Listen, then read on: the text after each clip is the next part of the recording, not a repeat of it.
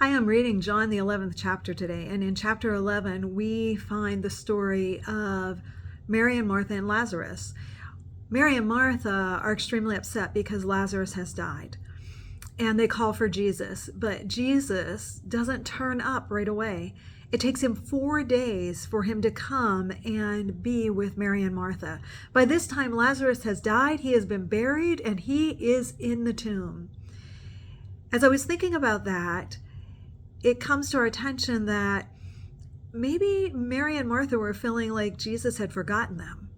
Maybe they were feeling like, what is it? He hasn't shown up, and it's been 4 days. Friends, we in our lives live in a world where everything is very constant. It's a society in which we live, in which we have expectations that will take place right now. Everything we want now, it's immediate. We've termed the word immediate gratification for some of the things that we experience in our lives.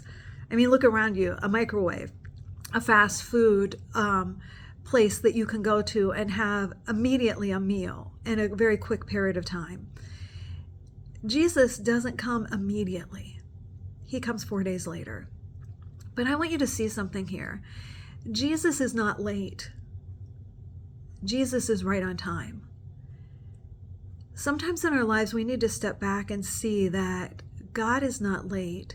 Sometimes things do not take place in the time frame we believe they should because God needs to be made known and glorified in that moment. Here it is that we see that Jesus shows up.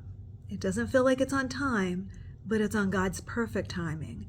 It's according to what God desires to take place at that time in Lazarus's life and in the life of Mary and Martha. Because in that moment, Jesus once again reveals who he is when he says, I am the resurrection and the life.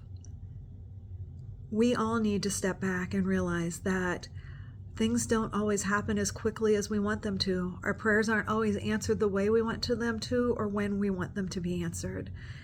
But we need to be realistic and remember that God is never late. He is always on time.